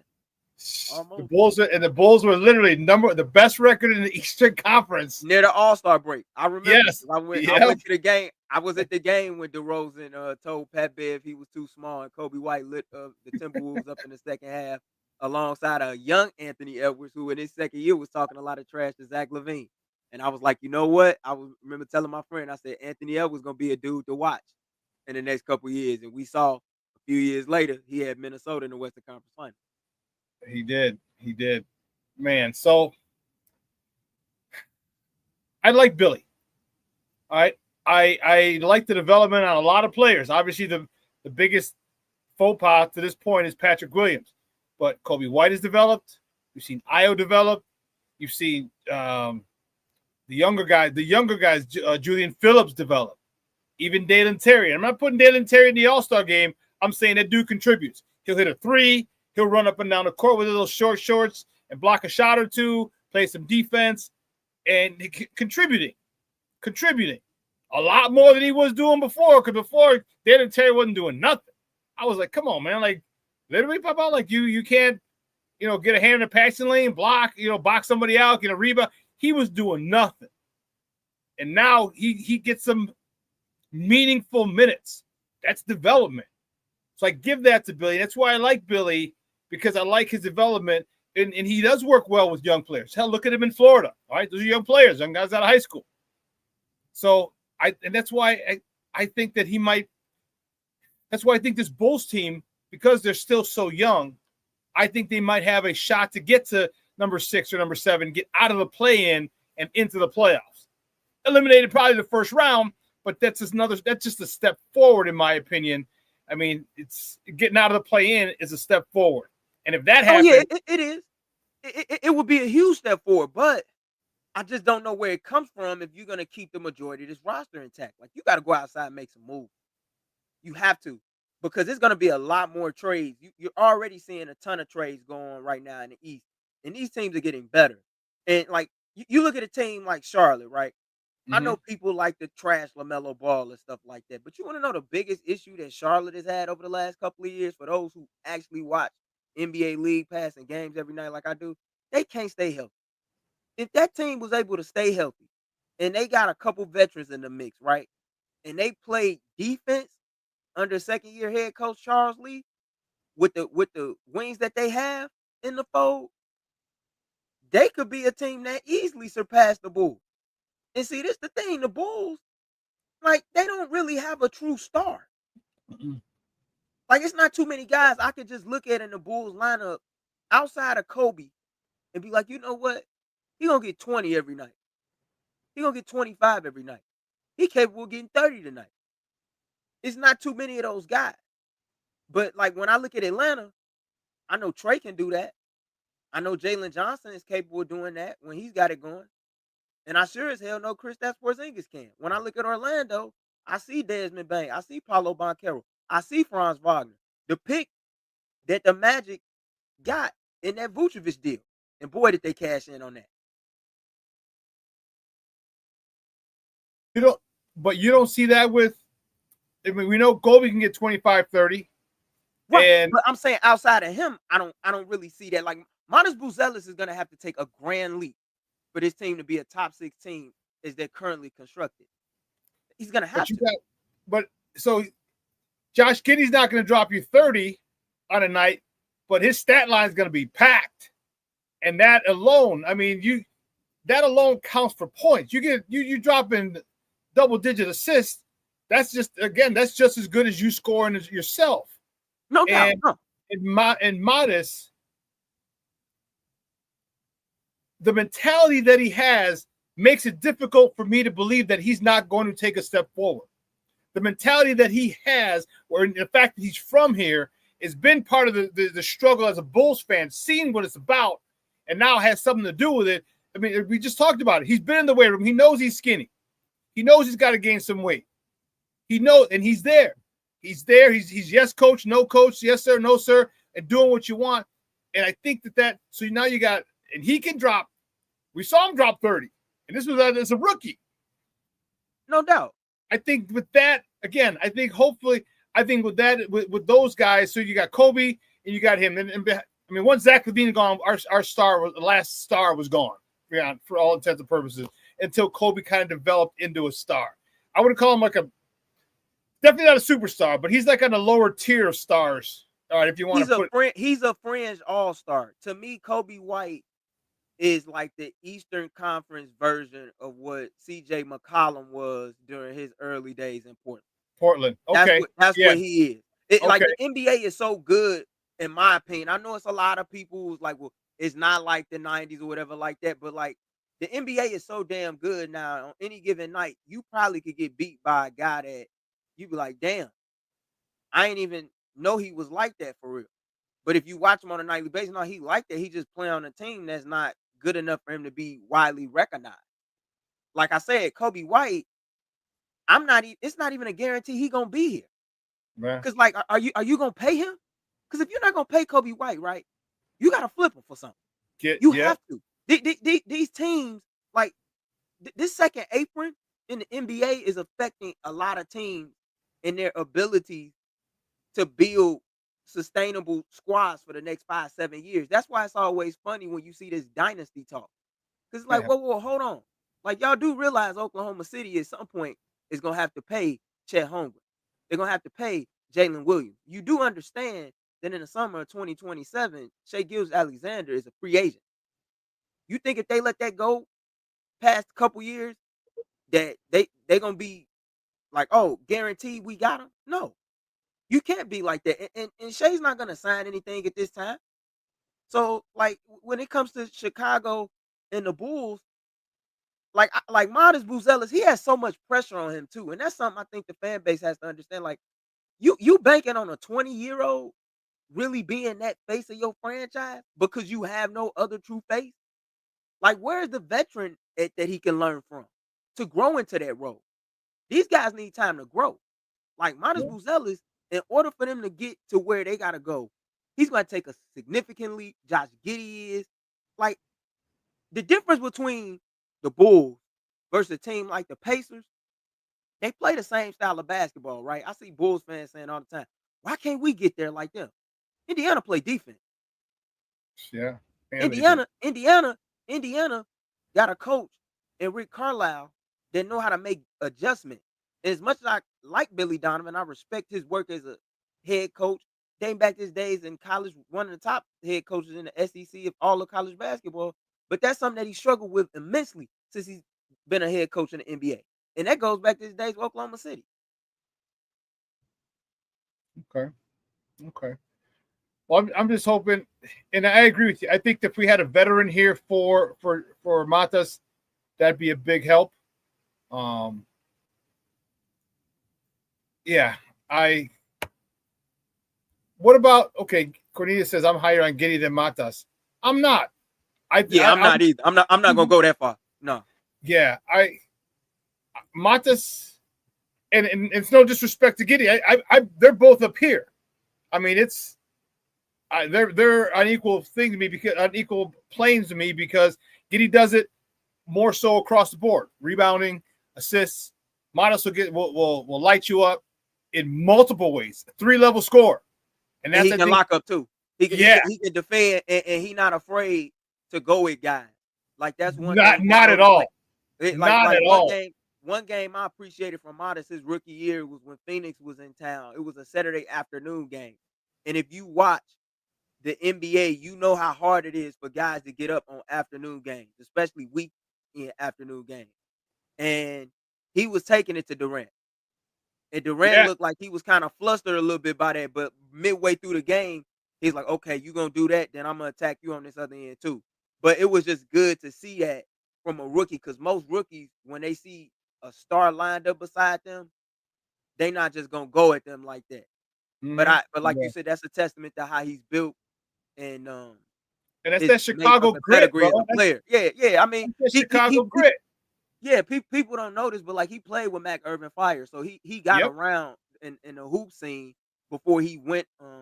I believe the Sunrise Christian Academy in Kansas for a year before he went to G League Ignite and stuff. So, and that's what comes with playing amongst grown men. Like we was talking about with Noa Essengue, you could tell that Modest Buzelis has played against grown men. And the reason why I'm higher on Modest over Giddey, you can't teach height. No, you can't teach height and you can't teach length. Like, I mean, you take Giannis, for instance, that's what makes Giannis so unique. The fact that he is as big as he is and can lead the ball up the court and go from 0 to 100 with just 4 single strides and dunk on a dude. That's just stuff you can't teach. You say that, and I just see his Euro step, like, yeah. Like, dude, he hasn't dribbled since half court. What the hell? Yeah. Oh man, but it's no disrespect to Cornelius. There's no disrespect toward Giddey at all, none whatsoever. It just I think Modest has that. There's something about him that I think he could be the face of the franchise. All right, I'm not putting him there yet. I'm saying he could be if he continues his trajectory. Yeah. I see a Cornelius. He's like, so did Jason Kidd back in there. Triple-double guy, always raises the play of the whole team. I agree, but there's something, and I agree with you. Logically, Cornelius, I agree with you completely. But I'm not always dealing with logic. There's something about Matis. There's something about him, and you can give me all the numbers you want with Josh Giddey, because I like Josh Giddey now. I told you I hated that dude. But I like him now a lot. But there's something about Matis. When you got a guy who's got that killer instinct, we've seen it. We've seen it with Derrick Rose. We've seen it with people from Chicago who have that grit. Patrick Beverly. I know he's not going to score, but he's going to lock you up and come at you and not stop. And that's what Matis has. Don't get confused with the skinny, acne-faced youngster. That dude is still a killer. And when he gets more muscles on him, more muscular, my man, holy cow. There's just something about the numbers say things, but there's a feeling that you have to get when you watch a guy play, and that's what it is. Josh Giddey puts the numbers up, but doesn't give you that feeling like, oh, like superstar. Like I still have a problem putting him in a superstar category, even with even if he averages a triple-double. I have a problem putting him in the superstar category. Fringe all-star. The Bulls have a fringe all-star backcourt. That's what it is. Like on any given year, if they play well enough or they're healthy and the team is at the top of the standings, they might be able to get in. Yeah. Like Kobe White could a down year for another perennial. Yeah, like somebody get hurt, something like that. Like, but this the thing. Triple-double guys are cool. I don't mind stat sheet stuff. I like guys that can put up numbers. But do I feel your number? It's a lot of dudes that could go out here and get 20, 30. It's a lot of dudes that get 15, 10, and 10. But do you make little plays in key moments that impact winning? Modest Buzelis does that. Yeah, I've seen him do it. Josh Giddey, he's capable of doing it as well, but it's just little things. It's something about it, though, dude. It is, again, no disrespect to Josh Giddey. No, it's just not at all. It's just that the feel when Matis does something has more gravitas than when Josh does it, and it doesn't mean his 2 points are his 2 points have more points than Josh. Matis's 2 points. No, still, but here's the one thing that and I'm going to take it back to baseball. Our old Uncle Hawk Harrelson used to say, "Don't tell me how many hit. Tell me when you hit them." You can hit 50 home runs, but if you're in the first inning or in the third inning when you're up 3 runs, how important are they? But if you're down 2 and there's 2 men on and you hit a homer, that's a lot more. That's a bigger home run. It still only counts as 1 home run, but the impact is different. Yeah, and I like think the situational hitting. Yeah. Yes, I think that with Matas gets the crowd into the game. I think he really ignites the crowd, and that to me means a lot because that brings up everybody else when the crowd gets back into it. Because we know the Madhouse on Madison, how crazy that place gets. Oh yeah, no doubt about that. And like with Modest, right? I just read off some numbers. His last 10 games, he averaged 15, 6, and he shot 49% from 3-point land. 49 from 3? His last 10 games of the regular season. And that's what I'm saying. Like, you saw the improvement enough in his rookie year to say, you know what? I can see him building off of this and turning the corner. So it's the upside intangibles that he has. And for him to be as young as he is, at 20 years old, soon to be 21 this upcoming October, that's what you have hope for. And that's the reasons why you say, well, yeah, I'm higher on him. Giddey, when you see a guy for so long, you kind of know. And yeah, I know it's a lot of people that say, well, like, it's empty calorie stats in the league. But everybody don't get that chance in high leverage situations. Because, like, it's certain guys that I like that are in bad environments. But I truly believe if you put them in a competitive environment, you will see the best of them. If you put a veteran amidst them, you might see them turn a corner. Because for years, like, a lot of people used to talk about Devin Booker. Now look at Devin Booker. Devin Booker played in the finals. Devin Booker proved that he could sacrifice on a winning team, winning 2 gold medals on Team USA. It's just a matter of your fit and your situation. Gabe, great stuff today, my man. I appreciate it. Do me a favor, though, before you go. Let everybody know where they can find you and your work online. Absolutely. You can find me at What Gabe Said on Twitter, better known as X these days. You can also follow the new 24 on X as well as Instagram at TNTF_, hour-long podcast that I host with my co-host and my best friend, Torrin Stagger, talking about all things pertaining to the NBA. We just released episode 33 this past Wednesday, talking about Kevin Durant getting traded to Houston, joining Ime Udoka's bunch with the Rockets. We talked about top players you should have your eyes on in this year's draft class, not to mention the finals, the takeaways that we had from it, and where does the Indiana Pacers go from here after losing Tyrese Halliburton to an injury, tearing his Achilles in Game 7, and the offseason outlook for them. Man, great stuff, buddy. We'll be in touch soon, man. You have a good weekend, all right? You as well. You all enjoy yourself. Appreciate you. All right, bro. Guys, that's Gabe Wilkins. I'm the co-host of the new 24 podcast. Man, bullies. We're in it. And that's the thing, is we love basketball. We freaking love it. Like Chicagoans, like that's why we still go to the United Center. All the bullshit that Reinsdorf has put the fan base through, we love Bulls basketball. We love it. All right? For a reason. It's a place to be seen. All right? It's because we've all played basketball. All right? Not everyone's played football, but we've all played basketball. You know, men and women. So, you know, women like to go there to be seen, but some women like to go there because they love the game. Some women go there because they love the game and they want to be seen. All right, guys, we want to go because we love basketball. We played it. How many parks have we been at? And we all got stories of our days at the park, inside the gym or outside on the outdoor courts. There's something about basketball here in Chicago. Among Chicago public schools, like basketball is king. Okay? Basketball is king throughout the Chicago Public League. Okay?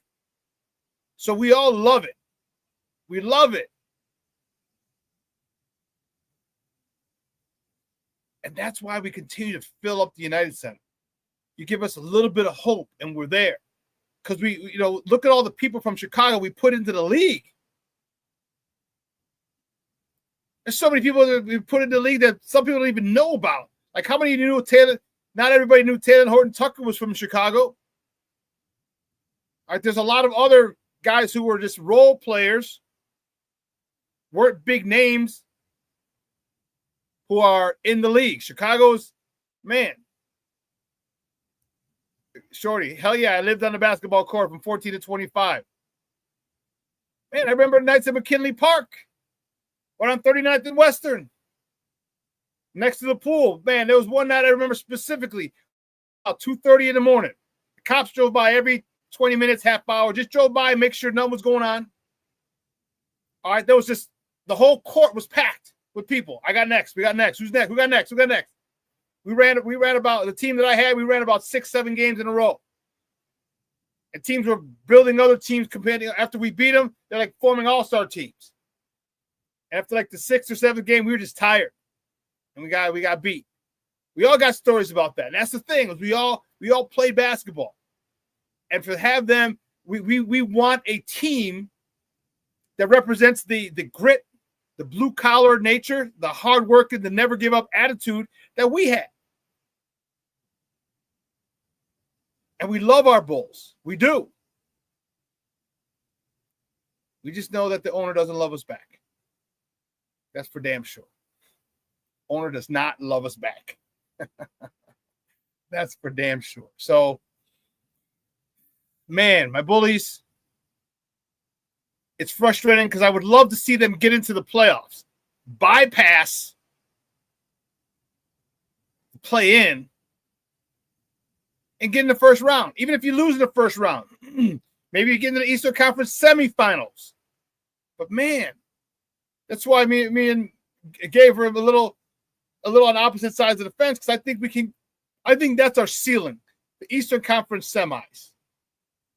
That's our ceiling.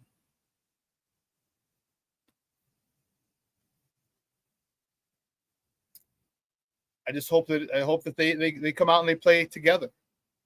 I do.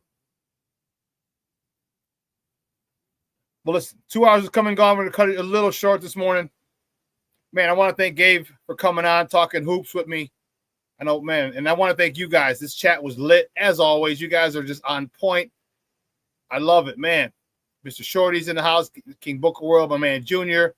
Tom G's checking in. Thank you, Papa. Cornelius, Rick Gonzalez. Notorious TBG's in the house. Who else? Patty Lara's in the house. Junior Lara's in the house. My man Junior. Mondo is in the house. Michelle Wald, Mr. Southside himself is in the house. All right. I hope I didn't miss anybody. Patty, Shorty, Rick. Did I miss anybody? I hope not. Lavette Lee, excuse me. Brandon Schutz was in the house. Thank you very much for tuning in. Again, guys, I really appreciate it. You know, I appreciate all the love and the support that you guys give me. That never goes. Never take that for granted, ever. I appreciate it. You guys could be doing anything else, but you're listening to my crazy ass talk sports and get fired up. Black Diamond's in the house. Can't forget that. Crazy Cub fan. All right. So I hope I didn't miss anyone. If I did, please, my apologies. It was honestly an oversight if I missed you. Yeah. Guys, have a phenomenal weekend.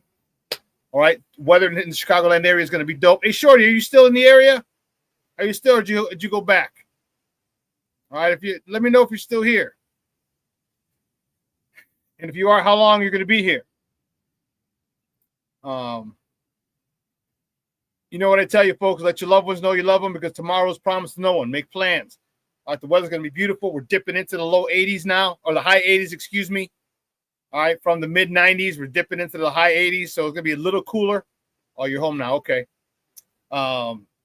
Rooftops, patios. I'm telling you, get out there, meet up with your people. Breakfast, lunch, brunch, dinner, happy hour, drinks. Doesn't matter. All right, it doesn't matter. Make time for your loved ones, for your people. I'm telling you, as we get older, a lot of us people here in the chat, we have a lot more years behind us than we do in front of us. Okay. Make these moments count. Make this time count. All right. Continue to make memories. All right. Listen, we're going to replay this tonight at 6 o'clock. At 12 o'clock, Second City Sports with with Lakina McGee and Sydney Brown. I'm going to take you on another 2-hour tour of Chicago sports. Tune into them. The Smoke Fellas, tomorrow, 11 a.m. to 1.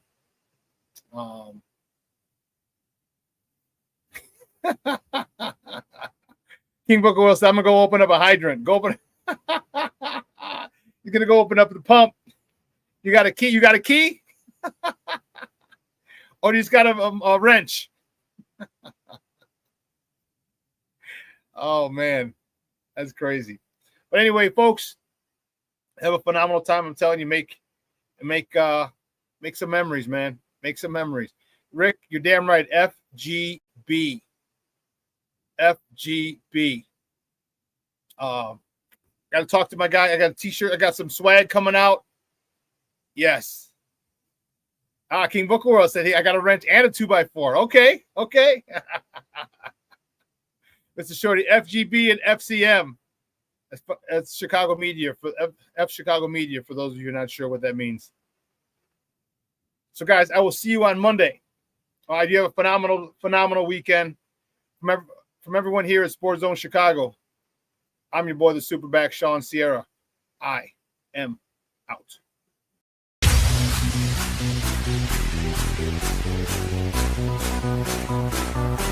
Come on, place the bass. Get ready for the top and an essay that's rock.